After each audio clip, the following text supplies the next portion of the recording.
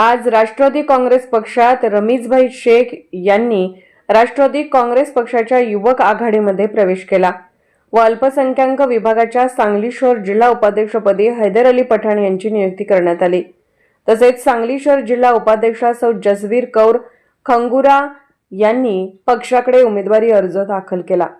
यावेळी सांगली शहर जिल्हा अध्यक्ष माननीय पद्माकर जगदाळे सर, उपाध्यक्ष माननीय वसीमभाई नायकवडी, सांगली विधानसभा अध्यक्ष वीरेंद्र थोरात, जिल्हा प्रवक्ते व माजी नगरसेवक आनंद परांजपे, राज्य महिला उपाध्यक्षा सौ सुवर्णाताई पाटील यांची प्रमुख उपस्थिती होती।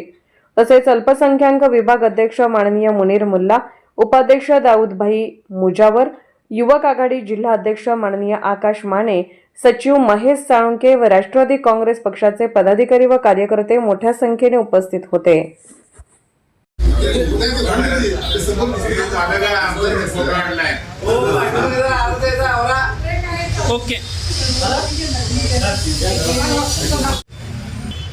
राष्ट्रवादी काँग्रेस पार्टीचा राष्ट्रवादी काँग्रेस पार्टीचा एकच वादा एकच वादा।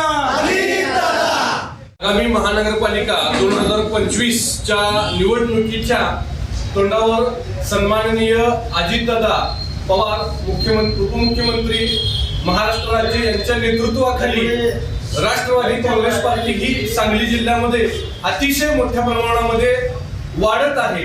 आज या आगामी महानगरपालिकेच्या दृष्टीने वार्ड क्रमांक 15 मध्ये अतिशय तगडा असा युवक सहकारी रमीज शेख हा राष्ट्रवादी काँग्रेस पक्षासोबत आलेला आहे। त्याचबरोबर हैदर पठाण हे अल्पसंख्याक मध्ये या ठिकाणी आलेले आहेत। त्याचबरोबर असंख्य इच्छुक उमेदवारांनी आज पक्षाकडून आपला उमेदवारी अर्ज त्या ठिकाणी घेऊन गेलेले आहेत। महानगरपालिकेच्या अनुषंगानं अतिशय मोठ्या प्रमाणामध्ये युवक कार्यकर्त्यांचं वेगवेगळ्या सामाजिक कार्यकर्त्यांचं पक्षामध्ये मोठ्या प्रमाणामध्ये इनकमिंग सुरू आहे आणि येथे आगामी महानगरपालिका अतिशय ताकदीनं राष्ट्रवादी काँग्रेस पार्टी या महानगरपालिका क्षेत्रामध्ये लढणार आहे। येणारे महापालिकेवर काय परिणाम होईल? जे कार्यकर्ते या ठिकाणी राष्ट्रवादी काँग्रेस पार्टीमध्ये प्रवेश करत आहेत आम्ही त्यांना अतिशय चांगल्या पदावर त्या ठिकाणी त्यांची नियुक्ती करत आहोत। या सगळ्यांचाच एकंदरीत महानगरपालिका इलेक्शनसाठी आम्हाला फार मोठा फायदा त्या स्थानिक पातळीवर होणार आहे।